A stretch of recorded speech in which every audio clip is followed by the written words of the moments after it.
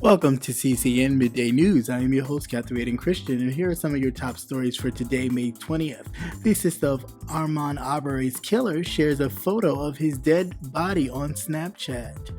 Trump is refusing to unveil Obama's portrait at the White House, breaking a 40-year tradition. Are we not surprised? Why white privilege is legitimately making POCs fear for their safety.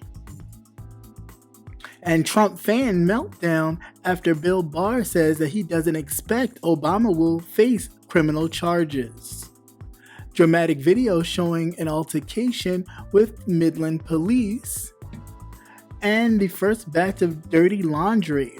Documents about Donald Trump leaked by hackers seeking $42 million. Let's get to the news. Father and brother have been charged with the murder of Ahmaud Arbery, an unarmed black man who was fatally shot while jogging. Said that she posted the pictures of his body on Snapchat because she's a huge fan of true crimes. The Sun reports. It was more of a holy shit moment. I can't believe this happened. Lindsey McMichaels, 30 years old, told the Sun News that it was absolutely poor judgment.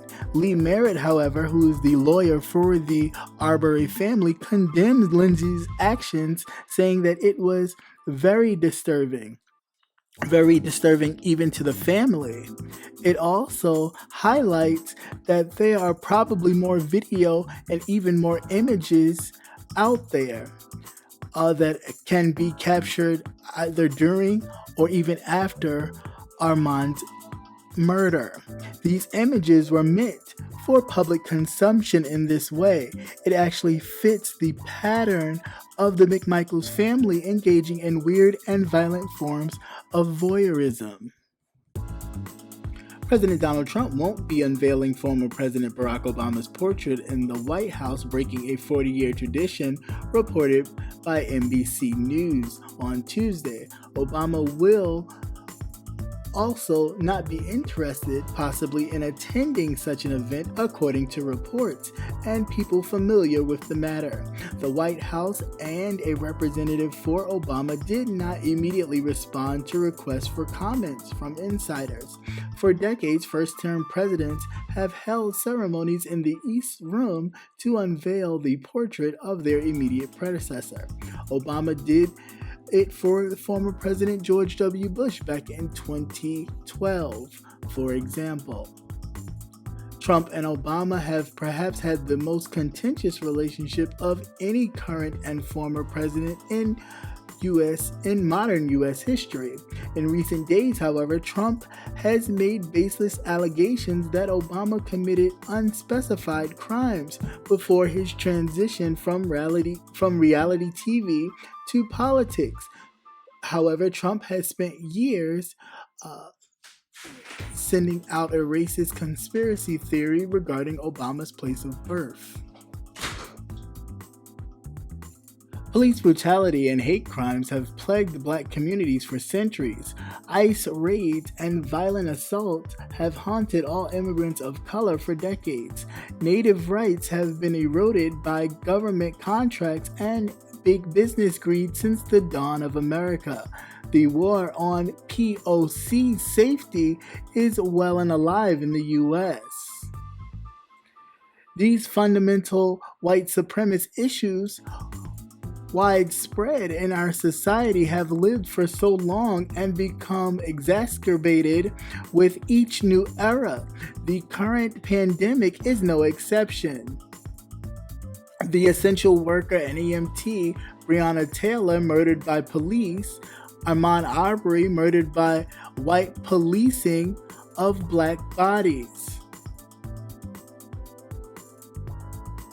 The authority of white citizens with guns does not get questioned by our society at large. White pro-gun advocates hold on to their Second Amendment right and use the right as a shield against scrutiny, marrying their First and Second Amendment rights compromise of largely white citizens who've broken out of who've broken out during the pandemic. The openly armed protesters have rejected the stay-at-home order, insisting that the pandemic is not as dangerous as it is, and demanding the reopening of small businesses, largely in the service sector, such as barbershops. The lack of judgmental response to these protesters in direct defense to the stay-at-home order, in contrast with the ongoing violent arrest of unarmed Black and brown citizens in small groups, often sitting just outside of their homes. Attorney General Bill Barr on Monday poured some cold water on President Donald Trump's desire to see former President Barack Obama prosecuted for possibly spying on his presidential campaign back in 2016.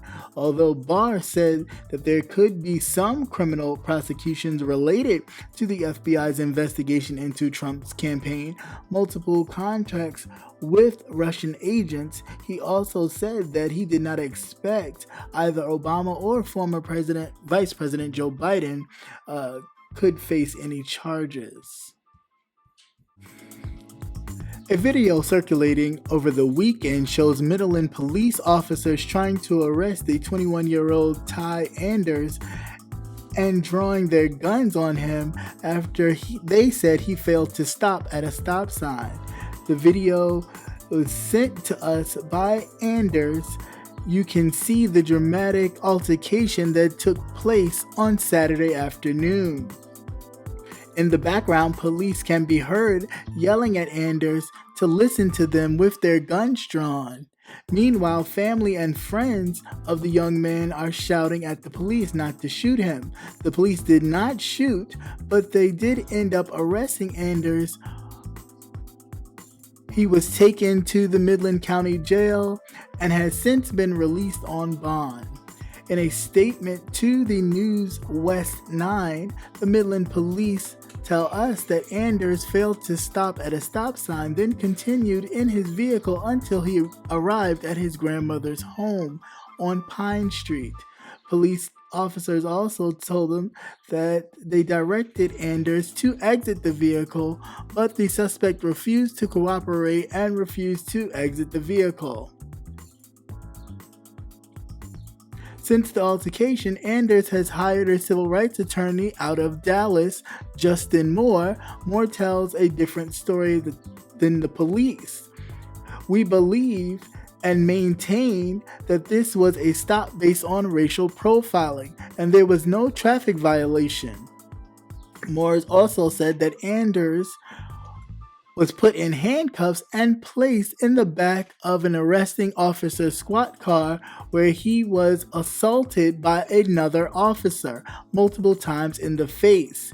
In a statement, Moore wrote, "Racial profiling and pretext stops have been a pandemic level in this country for generations. This incident falls within the age trend of following Black men and arresting them for fabricated reasons."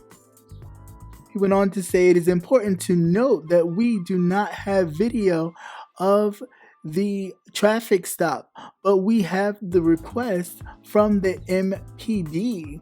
We also do not have video of what happened once the police eventually moved in to make the arrest." How does I fucking feel we get punished? We get punished!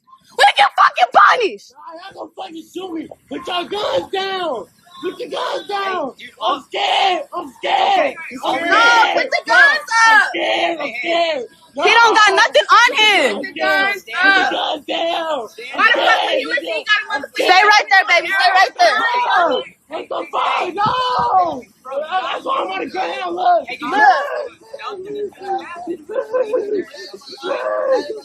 No, there's nobody else in the vehicle. There's nobody else in the vehicle. Let's go! Hey, all we need to do is no. Hey, man, Go! we're not. Go! That's my mother. That's my mother-in-law. She's named. So what's the problem? What y'all here That's my mother. She's 9 years old. Okay. Why would he talk to you? Why would he talk to you and you have a gun out? I would be just as fucking scared. And it's not no reason for all of them to be pulling up like y'all really finna shoot some shit. I don't like that. I don't like that. He's black. Put your guns up. If y'all put y'all guns up, he'll talk to y'all, bro. Just put your guns up. We're black. They shoot black people. He's not getting the fuck up. He's not getting the fuck up. So you better stay right He's not there. getting the fuck up, bro. Right there. Best friend, you stay right there, baby. You stay right there. We're fucking black. Put the guns up. What are y'all doing?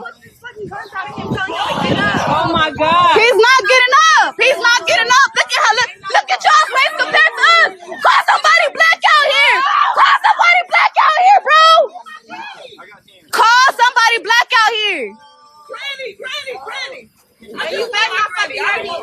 Just my granny, please. Okay. Girl, like they finna shoot something. Girl, like I'm fucked up. Y'all push her! Really? And this shout out goes to Triple Red X, who actually brought light to this story a couple of days ago, and I happened to come across it myself. A group of hackers demanding $42 million from a high-profile law firm is saying that if they aren't paid, they will release sensitive documents about the firm's famous clients. A group has made good on their promise as of Sunday by issuing 169 hacked emails that discuss President Trump.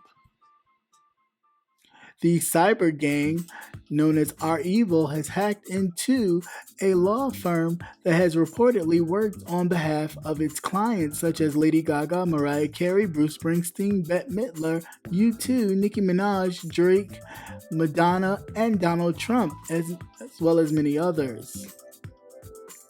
The group has already released documents related to Lady Gaga on the dark web, and yesterday threatened to make President Trump their next target. Once again, thank you for watching CCN Midday News. Hope you enjoy. Please like, share, and subscribe. Also hit that notification button so you will never miss another news update.